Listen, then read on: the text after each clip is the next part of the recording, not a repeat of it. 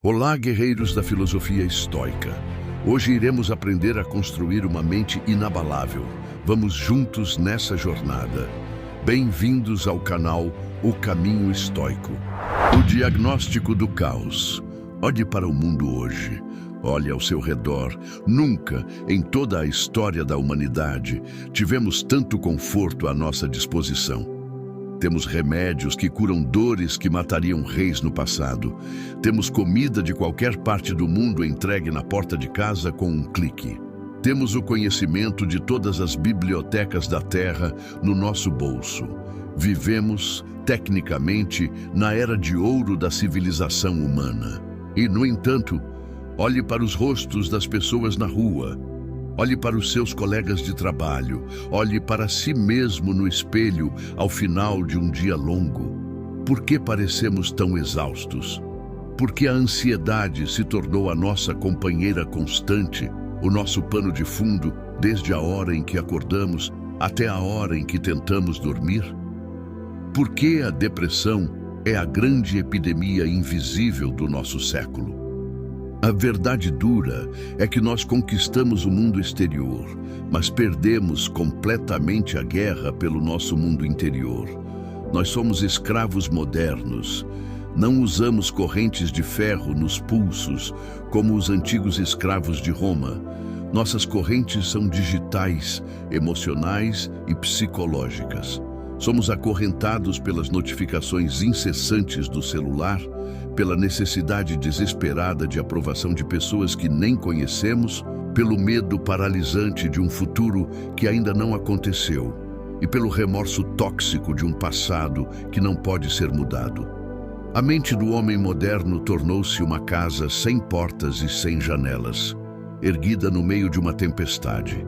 Qualquer vento entra. Qualquer pessoa pisa com os sapatos sujos na sua paz. Qualquer manchete de jornal destrói o seu humor. Mas e se eu te dissesse que a cura para esse mal não está na farmácia, não está no próximo aplicativo revolucionário e não está em acumular mais dinheiro para fugir para uma ilha deserta? A cura para a sua exaustão mental foi escrita há 2000 anos. Ela não foi criada em salas de aula confortáveis. Foi forjada no sangue das frentes de batalha, em palácios infestados de traição e na escuridão dos quartos de escravos.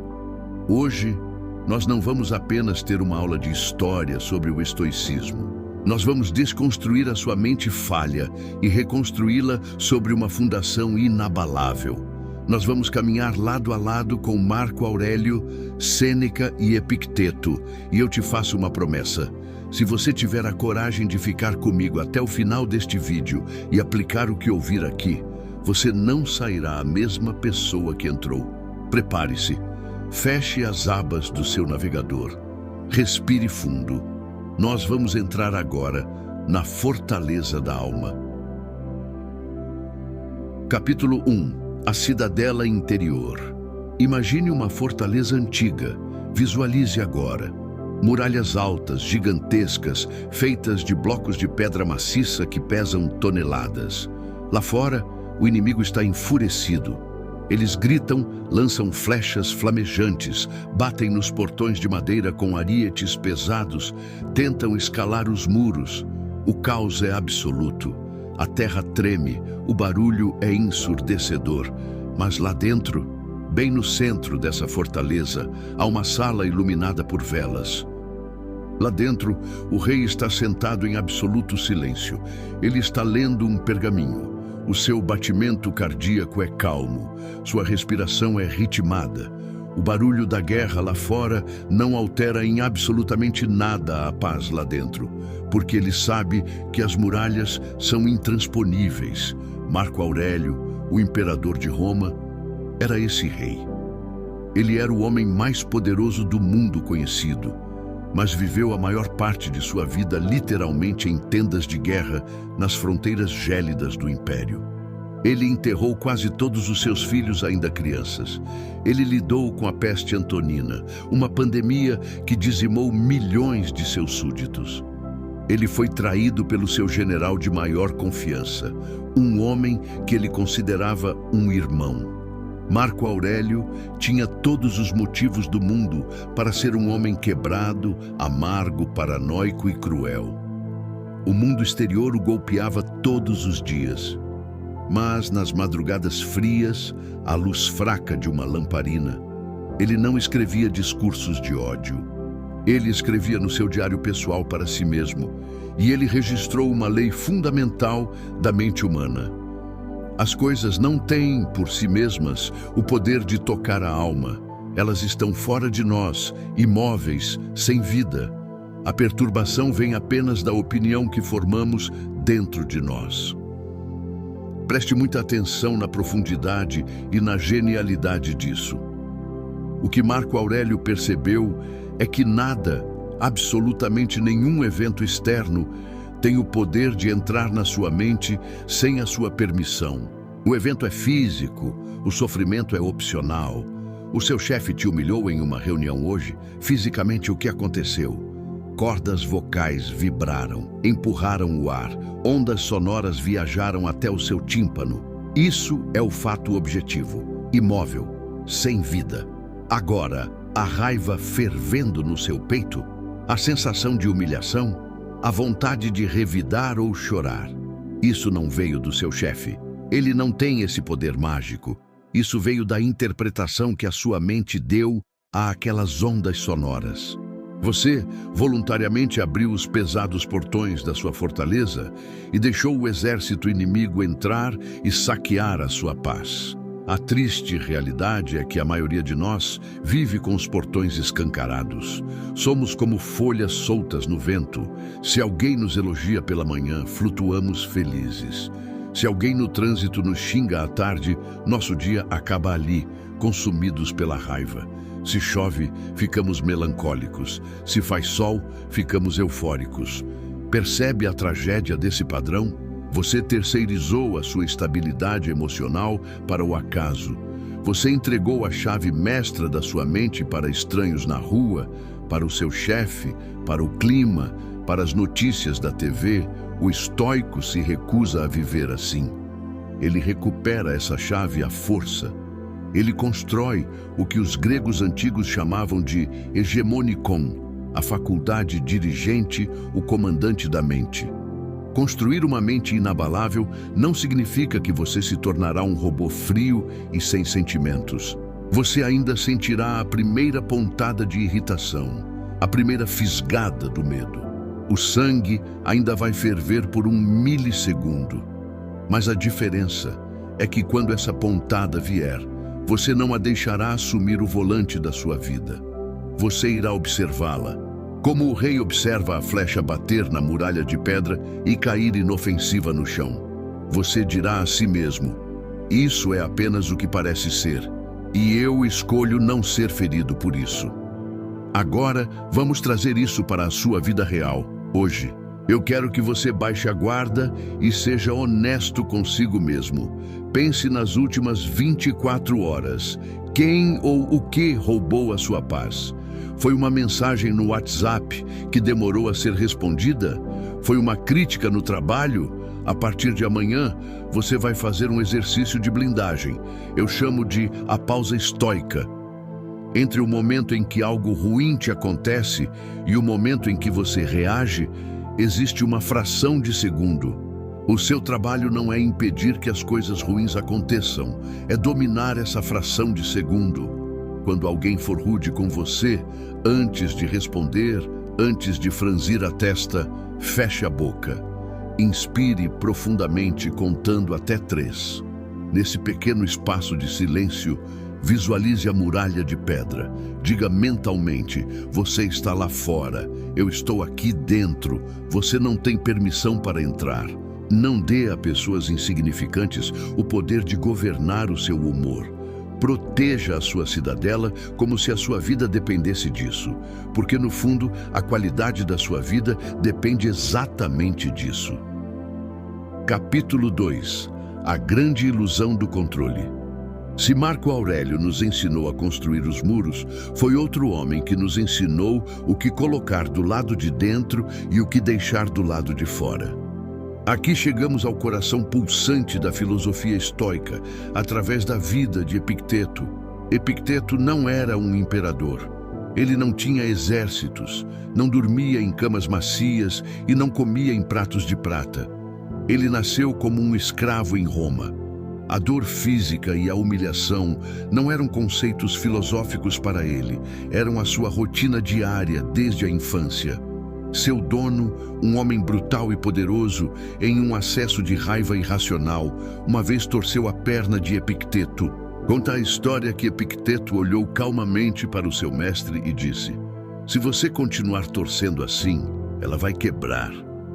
O mestre forçou mais, e o osso estalou e quebrou. Epicteto, sem alterar a voz, completou: "Eu não disse que iria quebrar?" Ele foi deixado manco para o resto de sua vida. Ele conhecia a absoluta falta de liberdade física melhor do que qualquer ser humano vivo. E ainda assim, com a perna arrastando e a marca da escravidão, Epicteto era reverenciado como o homem mais livre, mais sereno e mais inabalável de todo o Império Romano. Como isso é possível? Como um escravo quebrado se torna um mestre de si mesmo?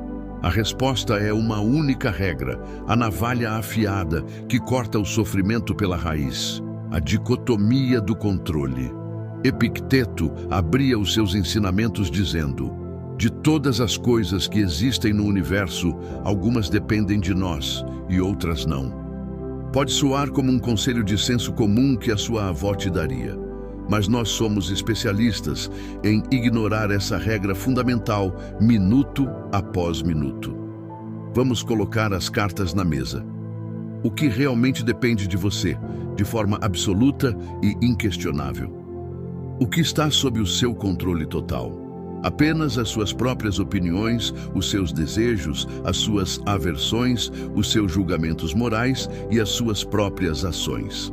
Fim da lista. E o que não depende de você? O que está fora do seu controle direto? O seu próprio corpo. Porque você pode adoecer mesmo comendo bem. Você vai envelhecer e um dia vai morrer. As suas posses, porque elas podem ser roubadas, perdidas, ou a economia pode quebrar. A sua reputação, porque os outros podem mentir sobre você. O que os outros pensam, sentem ou fazem. A fonte primordial de 99% de todo o seu estresse, ansiedade e sofrimento humano nasce de uma confusão mental trágica. Tentar agarrar com as duas mãos e controlar aquilo que não te pertence. Pense naquilo que te tira o sono à noite. Você está morrendo de ansiedade sobre se será aprovado naquela entrevista de emprego? Você pode se preparar, estudar, vestir a sua melhor roupa, mas a decisão final é da outra pessoa. Não está no seu controle. E você sofre. Você está com o coração partido porque amou alguém profundamente e essa pessoa escolheu ir embora. Você não controla os sentimentos de terceiros e você sofre. Você fica com raiva porque o trânsito está travado e você vai chegar atrasado. Você não controla os outros carros e você sofre batendo no volante. Gastamos uma quantidade de energia vital aterradora, travando uma guerra sangrenta contra a realidade. Tentamos dobrar o mundo para que ele atenda às nossas vontades. E quando o mundo, enorme e indiferente, inevitavelmente resiste e não nos obedece, nós quebramos. O estoico recusa-se a participar desse jogo perdido. Ele faz um corte cirúrgico. Ele recolhe todos os seus investimentos emocionais das coisas externas e deposita cada gota da sua energia na única esfera onde ele é Deus, a sua intenção e a sua atitude. Se você foi um profissional ético e fez o melhor projeto possível, o aplauso do seu chefe ou a demissão não abalam a sua integridade. Se você foi um parceiro leal, amoroso e verdadeiro, o fato de ter sido traído fala sobre o caráter do outro, não sobre o seu valor. O estoico não joga para vencer o jogo do mundo, porque as regras são injustas. Ele joga para ter a consciência limpa. O sucesso não é sobre o que você conquista lá fora, mas sobre o que você não perde aqui dentro. Quando você para de lutar contra o que você não controla, é como soltar uma âncora de 100 quilos que você arrastava pelo pescoço. De repente, você se sente incrivelmente leve. Vamos colocar a filosofia de Epicteto na prática agora mesmo, na sua realidade. Esta não é uma teoria para intelectuais em bibliotecas. É uma ferramenta para o seu dia a dia. Hoje, antes de dormir, pegue um pedaço de papel e uma caneta. Não use o celular. Desenhe um círculo grande no meio do papel. Dentro deste círculo, você vai escrever apenas o que você controla. O seu esforço no trabalho de amanhã, a sua paciência com seus filhos, a sua escolha de não comer besteira hoje à noite. Fora do círculo, você vai despejar tudo o que te apavora, mas que você não controla. A opinião do seu amigo, a inflação do país, a resposta do cliente. Olhe para o papel. Tudo o que está do lado de fora do círculo é ruído, é cenário, é vento. Pare de lutar contra o vento. A partir do momento em que você aceitar que não é o diretor-geral do universo, a sua ansiedade cairá pela metade. Amanhã, quando um problema surgir, faça a pergunta de Epicteto imediatamente. Isso depende de mim? Se a resposta for não, respire fundo e diga, então não é da minha conta. Antes de avançarmos para a próxima etapa desta jornada, onde falaremos sobre como lidar com pessoas difíceis e o peso do tempo, eu te peço uma breve pausa. Se estas palavras fizeram sentido para você até aqui, se elas trouxeram alguma clareza ou alívio em meio ao caos da mente, deixe o seu like e se inscreva no canal. Vamos forjar nosso compromisso com o caminho estoico, deixando abaixo nos comentários a frase: hoje eu retomo o controle da minha mente. Faça isso também para que esta mensagem ganhe força e chegue à tela de outra pessoa que neste exato momento pode estar precisando desesperadamente de uma luz e não sabe onde encontrar. Lembra-se do que disse Marco Aurélio? Ele nos deixou uma ordem clara, curta e direta. Não perca mais tempo discutindo sobre o que um homem bom deve ser. Seja um. Então, que este seja o seu primeiro ato de virtude. Não fique apenas na teoria. A filosofia sem prática é apenas entretenimento. Ação é caráter. Torne-se a pessoa que ajuda a espalhar a sabedoria pelo mundo. Seja um homem bom agora. Capítulo 3. O veneno da esperança e o amor fati. Nós já entendemos que não controlamos o mundo externo, mas existe um inimigo ainda mais sutil, que mora dentro da nossa própria mente, sabotando o nosso presente todos os dias. Sêneca, que foi um dos homens mais ricos e poderosos de Roma, e que mais tarde perdeu tudo e foi forçado ao exílio, nos alertava sobre dois grandes destruidores da paz humana: o medo e a esperança. Você provavelmente concorda que o medo é terrível, mas a esperança... Como a esperança pode ser um veneno, não existe o ditado que a esperança é a última que morre, para o estoico, não da forma como a sociedade moderna a utiliza. Hécato, um filósofo estoico, dizia uma frase perturbadora: pare de esperar e você parará de temer. Preste muita atenção nisso. O medo e a esperança são, na verdade, os dois lados de uma mesma moeda enferrujada. Ambos são projeções de um futuro que não existe. Ambos arrancam você violentamente do único lugar onde a vida realmente acontece, o momento presente. Quando você espera que algo aconteça para ser feliz, quando diz a si mesmo, quando eu ganhar aquele aumento, eu terei paz. Quando eu encontrar a pessoa certa, eu serei completo. Quando eu me aposentar, eu vou aproveitar a vida. Sabe o que você está fazendo? Você está declarando guerra ao seu presente. Você está assinando um contrato consigo mesmo, dizendo: eu me recuso a ser feliz hoje. Eu escolho a ansiedade até que o meu desejo seja satisfeito. E a ironia mais trágica da condição humana é que assim que conseguimos o que queríamos desesperadamente, a satisfação evapora em poucos dias.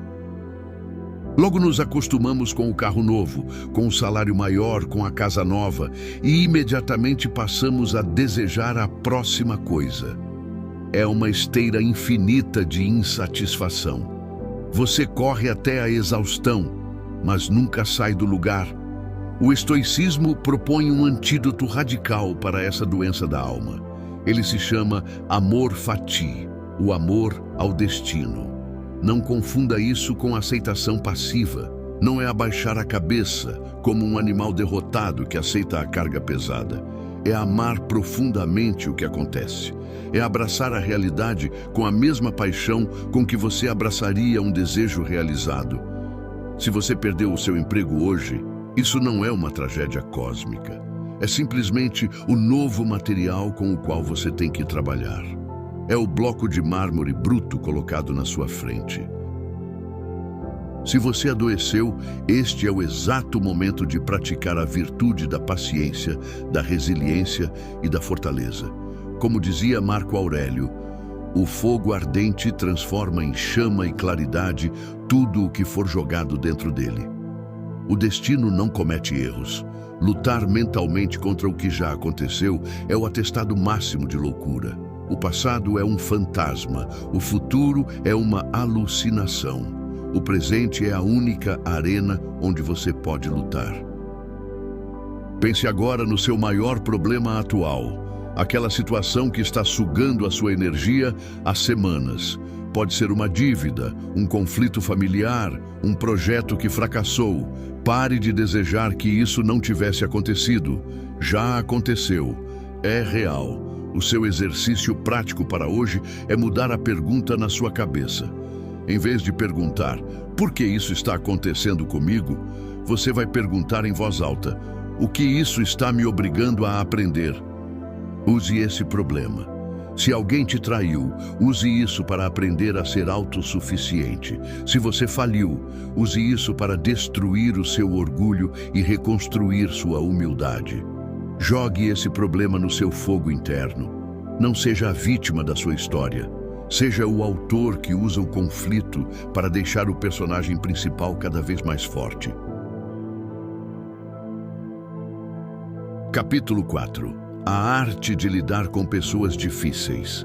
Até agora, falamos muito sobre o nosso mundo interno.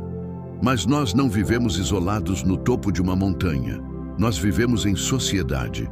Nós pegamos ônibus lotados, participamos de reuniões de trabalho exaustivas e sentamos à mesa com parentes difíceis. Onde há seres humanos, há atrito. Todos os dias você vai esbarrar em alguém que parece ter recebido a missão divina de destruir a sua paz.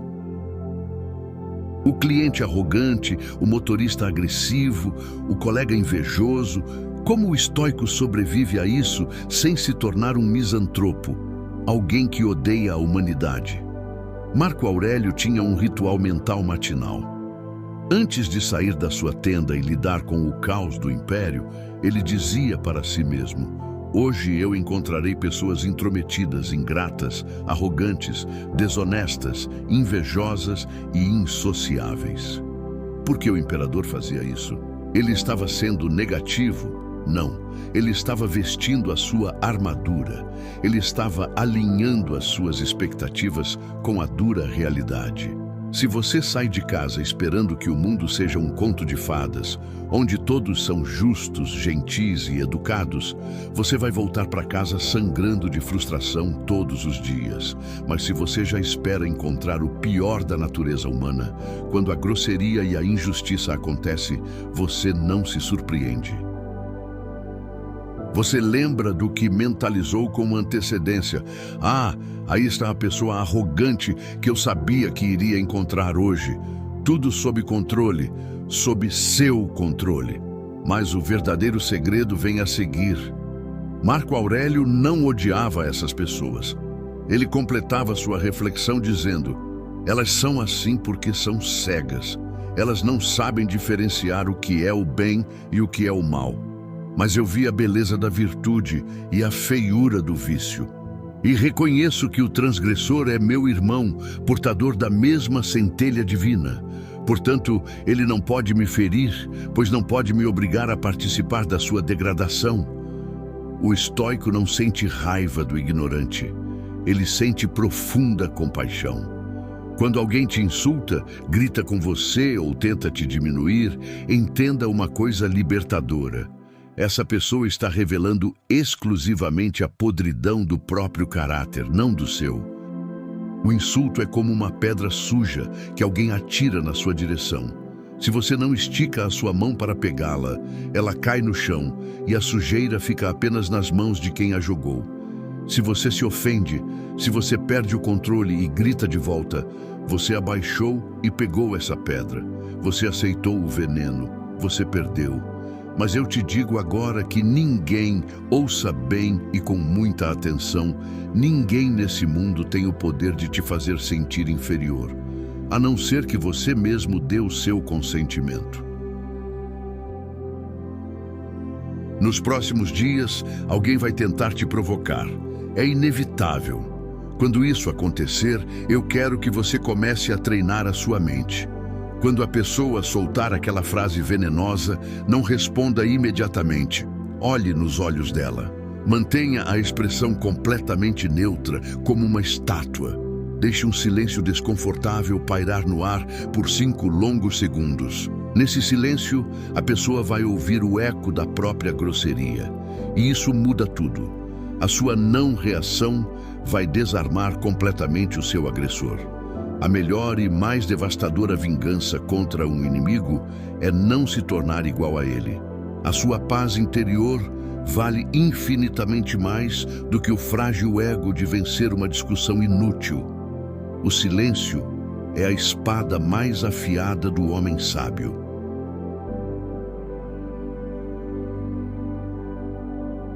Capítulo 5.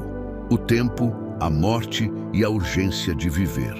Nós chegamos agora ao capítulo final e, indiscutivelmente, ao pilar mais pesado e transformador de todo o estoicismo: o inevitável confronto contra o tempo.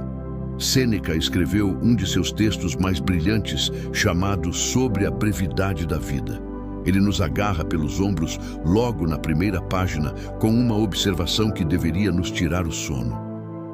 Não é que nós tenhamos pouco tempo de vida, é que nós desperdiçamos a maior parte dele.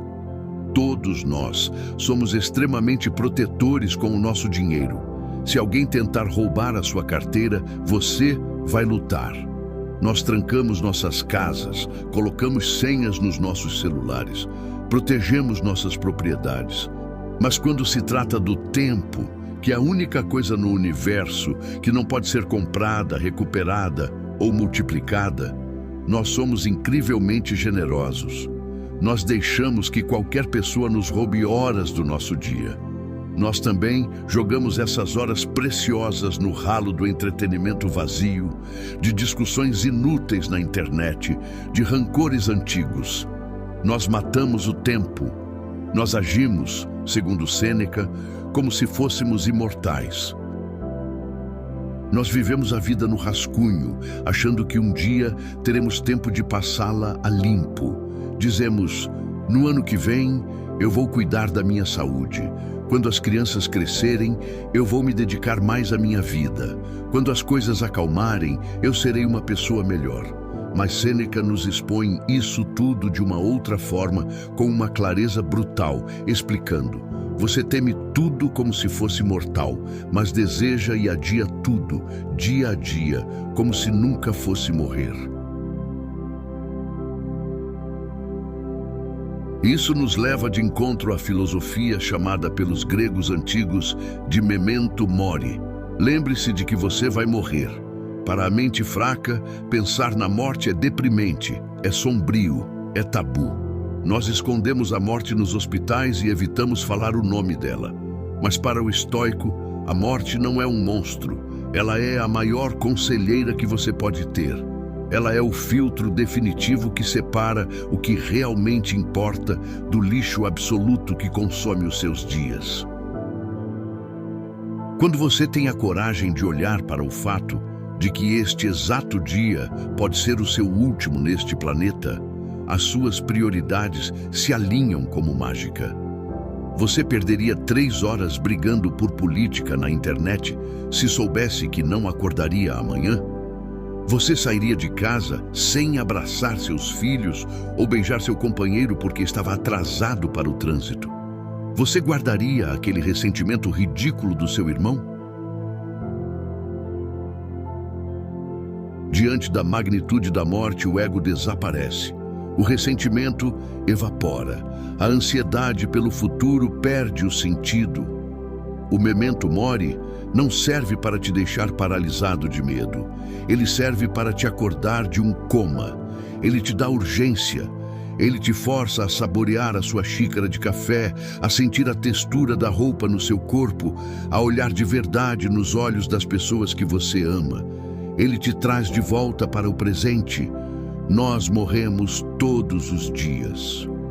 O ontem já foi e pertence ao passado. Este segundo que acabou de passar já faz parte da sua memória. O que resta é o agora. É tudo o que você tem.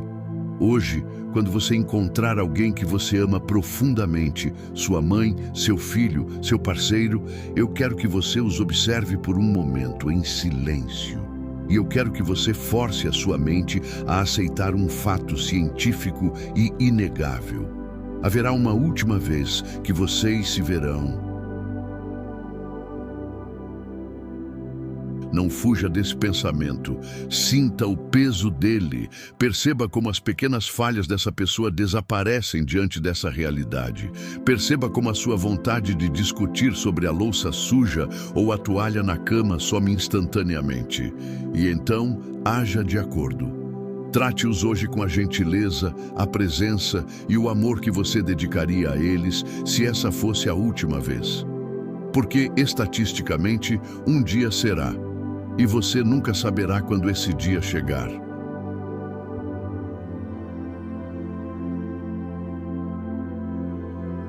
Nós chegamos agora ao fim da nossa jornada. Nós entramos nos escombros de uma mente ansiosa e moderna e começamos a erguer as paredes de uma cidadela interior inabalável. O estoicismo não é uma pílula mágica que você toma e todos os seus problemas financeiros, de saúde ou conjugais desaparecem. Ele não te promete uma vida confortável. Pelo contrário, a filosofia assume que a vida será trágica, difícil e injusta. Mas ela te promete o maior tesouro da existência humana: a capacidade de suportar a tempestade mais violenta e ainda assim permanecer em pé, permanecer forte, permanecer humano e permanecer bom. A partir do minuto em que este vídeo acabar, você terá uma escolha solitária a fazer. Uma escolha que pode mudar a sua vida. Você pode fechar isso e voltar a ser uma folha solta, levada pelo vento das suas emoções e das opiniões alheias. Ou você pode colocar o primeiro tijolo da sua muralha hoje, pensamento por pensamento, ação por ação. E se esta jornada de hoje transformou a forma como você enxerga a sua própria vida, eu peço que você não guarde essa força só para você. Deixe o seu like, inscreva-se no canal, ative o sininho para receber a notificação do próximo vídeo e compartilhe este conteúdo com alguém que você sabe que está perdendo a guerra contra a própria mente. Vou repetir a ordem do imperador, para que ela fique gravada na sua alma. Não perca mais tempo discutindo sobre o que um homem bom deve ser. Seja um. Que o seu primeiro ato de virtude hoje seja passar o conhecimento adiante. A porta da sua cidadela está aberta. A chave está na sua mão. Controle o que pode, suporte o que não pode. E lembre-se de que você é mortal. Obrigado por chegar até o final. Nos encontramos no próximo vídeo. Que seu caminho estoico comece agora.